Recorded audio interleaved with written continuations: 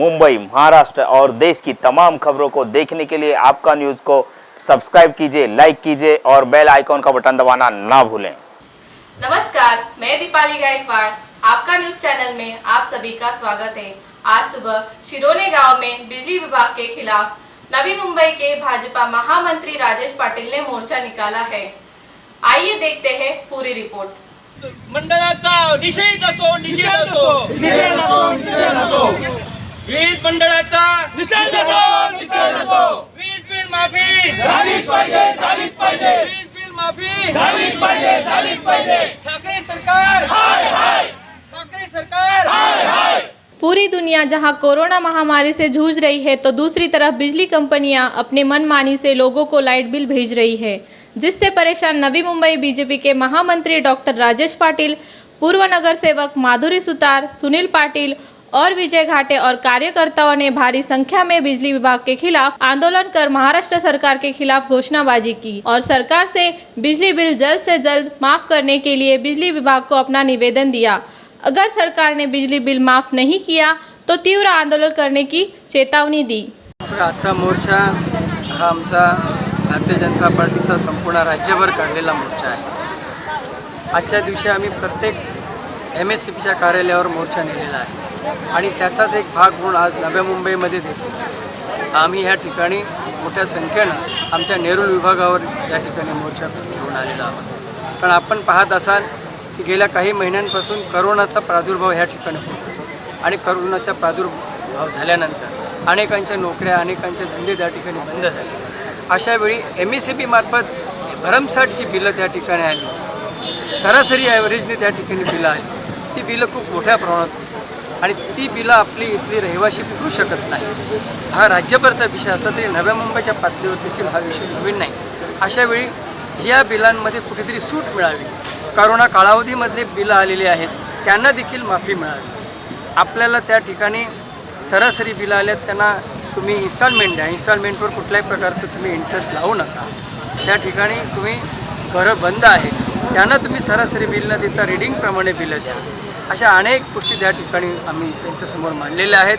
त्याचा कर पुढे त्याच्याही पुढे 1 एप्रिलपासून त्यांनी त्या ठिकाणी आपला वीज दरवाढ केलेली आहे। अशी दरवाढ करोनाची पार्श्वभूमी सुरू आहे आणि अशावेळी एप्रिलमध्ये तुम्ही डायरेक्ट वीज दरवाढ करता, काय लोक त्या ठिकाणी करतात? असलेली बिलं त्या ठिकाणी लोक भरू शकत नाहीत। अशावेळी त्या ठिकाणी वीज दरवाढ तुम्ही करता, वीज दरवाढीचा प्रस्ताव तुम्ही त्या ठिकाणी सँक्शन करता, याच्यासारखी दुर्दैवाची गोष्ट नाही। पण आम्ही ह्या MSCB ऑफिसमध्ये आता या अधिकाऱ्यांना निवेदन दिलेलं आहे, आम्ही त्यांना सगळी माहिती दिलेली आहे। कुणाचेही ह्या कालावधीमध्ये कोणी बिलं भरले असतील नसतील बिलं भरली, परंतु त्यांचं त्या ठिकाणी मीटर कट करायचे नाहीत असं सांगितलेलं आहे आणि आम्हाला ॲश्युरन्स दिलेलं आहे की आम्ही कुठल्याही प्रकारची अशी मीटर कटिंग करणार नाही। काहींना जी मोठ्या प्रमाणात बिलं आलेली आहेत ती बिलं इन्स्टॉलमेंटमध्ये भरण्याची देखील त्यांनी त्या ठिकाणी मान्य केलेलं आहे।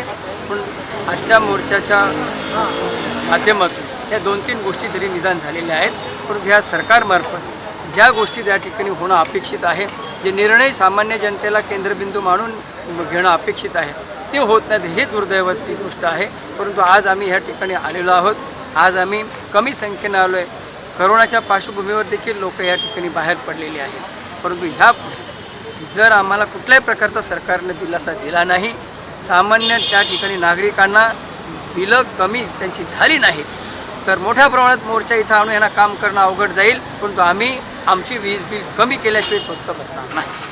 आजचा हा मोर्चा भारतीय जनता पार्टीतर्फे शिरोणे, नेरूळ, शिवाजीनगर यांच्या संयुक्त विद्यमानातून आमचे महामंत्री डॉक्टर राजेश पाटील, आपले मंडळ अध्यक्ष चॅटर्जी आणि राजू साहेब यांच्या अध्यक्षतेखाली आणि आमचे मार्गदर्शक गणेशजी नाईक साहेब, मंदाताई यांच्या मार्गदर्शनाखाली हा घेतलेला मोर्चा होता।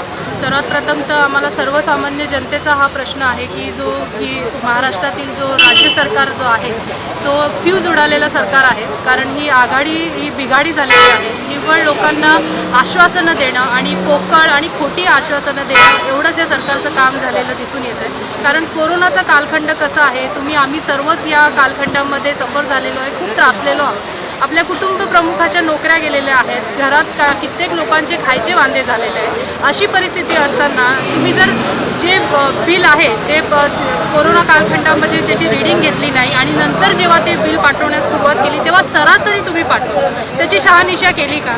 म्हणजे जेव्हा लोक घरामध्ये कित्येक कुटुंब हे गावी स्थलांतरित झाले किंवा घरात ज्यांनी कमी वापर केला अशांना देखील तुम्ही एक वाढीव बिलं पाठवलेली आहेत. तर खरोखरच हा सरकारचा निषेध आहे आणि ह्या सरकारची ही जी वाढीव बिलं त्यांना पाठवलेली आहेत त्याची होळी करण्यासाठी आम्ही इथे जमलेलो आहोत आणि त्याची होळी केलेली आहे. सरकारचा आम्ही निषेध इथे व्यक्त करतो आहोत आणि त्यांना कान उघडे करून आम्ही हे त्यांना आदेश देत आहोत, एक निर्देश देत आहोत, एक चेतावणी देत आहोत की सर्वसामान्य ही जी जनता आहे त्यांना तुम्ही वेटीस धरू नका.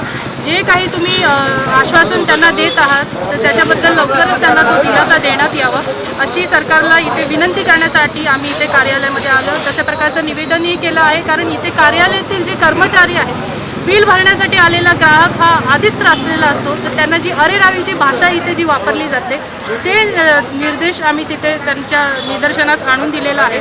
त्याचबरोबर जे बिल भरण्यास असमर्थ आहेत त्यांना देखील बिल भरण्यासाठी जे इन्स्टॉलमेंट तुम्ही फक्त जाहीर करता पण प्रत्यक्षरित्या ते फक्त कागदोपत्रीच राहिलेले दिसून येत आहेत. जे इथे ग्राहक येत आहेत, न्याय मागण्यासाठी येत आहेत, इन्स्टॉलमेंटमध्ये सवलत मागण्यासाठी येत आहेत, अशा कुठल्याही प्रकारची स्कीम इथे नाही आहे. ती देखील आम्ही ही बाब इथे सांगण्यासाठी आलेलो आहोत आणि जोपर्यंत जो ग्राहक आहे बिल भरण्यासाठी समर्थ नसेल तर त्याचं कनेक्शन हे कट न करण्यासाठी आम्ही इथे निवेदन देण्यात आलं आहे. ही ज्या मागण्या आहेत, ज्या बेसिक मागण्या आहेत त्या इथे आम्ही निवेदनातर्फे दिलेल्या आहेत आणि जर या निवेदनाचा त्यांनी योग्य ते विचार केला नाही तर आज जे शांत स्वरूपात भारतीय जनता पार्टीने आंदोलन केलेलं आहे तर भविष्यात तीव्र स्वरूपाचं आंदोलन इथे छेडण्यात येईल आणि त्याचा जबाबदार पूर्णतः हे निष्कामी असलेलं राज्य महाराष्ट्र राज्य सरकार असेल असं आम्ही सांगतो. धन्यवाद.